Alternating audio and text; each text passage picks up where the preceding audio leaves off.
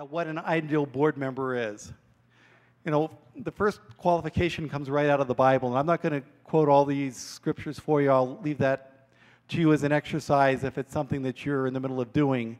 But first off, you want someone who meets the scriptural qualifications of 1 Timothy 3 and Titus 1. So that's like, you know, a husband of one wife, and you're maintaining your family well, and you're not into strong drink and things like that. And then, of course, you want somebody who is truly a born-again believer, loves the Lord with all their heart, mind, soul, and strength. You want someone that agrees with your ministry's core values. They don't have to skate, but you want somebody who agrees with what you're doing and someone who has big faith who can walk with you and support you in what you're doing. As we mentioned before, we want people who are persons of prayer so that they can pray with you and you know, help intercede on behalf of you and your ministry on a daily basis.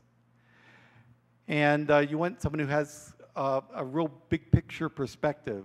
You know, if you have domestic ministry only, maybe not the worldwide perspective, although a worldwide perspective is good. And a lot of people who start out domestically are starting to do things internationally. I know my good friends over at KKSM, King of Kings Skateboard Ministry, Rick Weigel is taking a team tomorrow to Kiev in the Ukraine, and then next month they're off to Nairobi. So they started domestically, but God is opening doors for them internationally, and I would trust that's going to be the case with many of your ministries as well.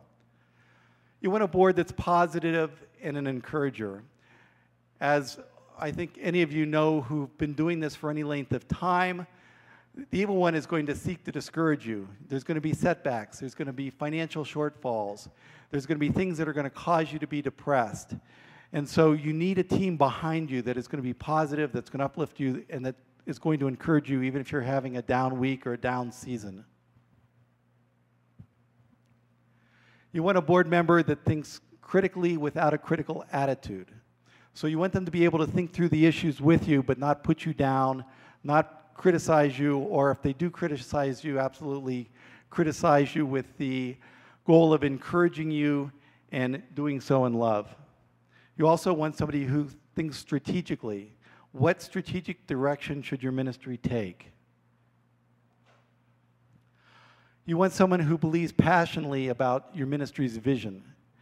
You know, having a board member that doesn't get skating, doesn't get the skate culture, doesn't get what you're trying to do to reach these kids for Christ, probably isn't going to be much of a board member for you. So you need someone who believes passionately about what you're doing.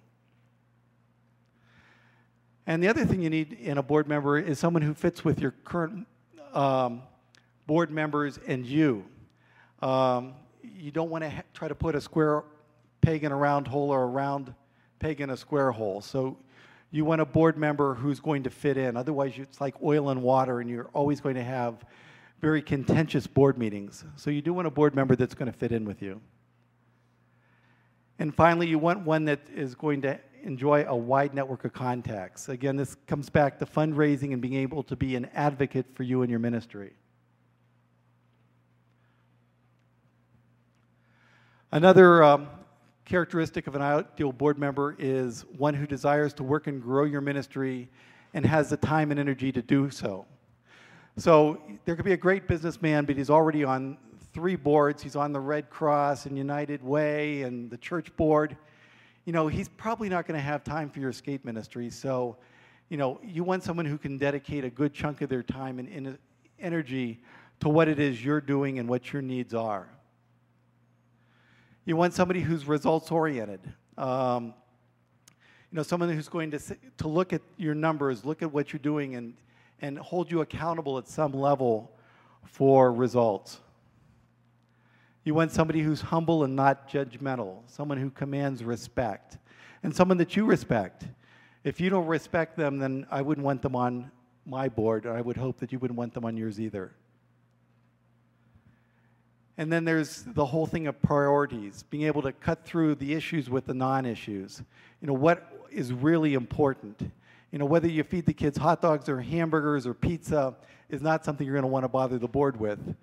But, you know, how are you going to pay for some new ramps or get some insurance or something like that would be more a better decision for the board to pursue as a pertinent issue. This can sometimes be a problem in ministries, sometimes not, but you want to know someone who has no conflicts of interest. I'm trying to think of a good example of what a conflict of interest would be. Perhaps if they were on competing boards, but I would hope that there isn't too much competition within ministry. But you don't want conflicts of interest. And then, of course, you want a team player, someone that's going to promote unity amongst your team. It's ideal to have someone who has a variety of successful experiences. You can certainly learn through failure, and some now successful businessmen have had a lot of failures, but if someone has always been a failure, it's probably not someone who you want on your board. Someone who is now successful after a season of failures would be a good board member. I talked about Sarbanes-Oxley briefly before, but you really need one person who's familiar with accounting and some of the accounting things like Sarbanes-Oxley. The rules are becoming stronger and stronger that you do have to have an audit committee, and the audit committee then is the one who's responsible for looking over your books and signing off on your books. You also want someone who's going to be very sensitive to confidentiality. Anything that you do in your board meeting stays in your board meeting, kind of like in Vegas. And so if you talk about confidential matters, that needs to stay there, and they need to not be gossips or spreading anything around outside the board meetings. You also want a board member who does not have an allergy to fundraising. The CFO of Palau, who some of this material came from, and I'm indebted to him for it, is really big on having board members that will be an advocate to your ministry to the extent of doing the ask for you amongst their friends and acquaintances.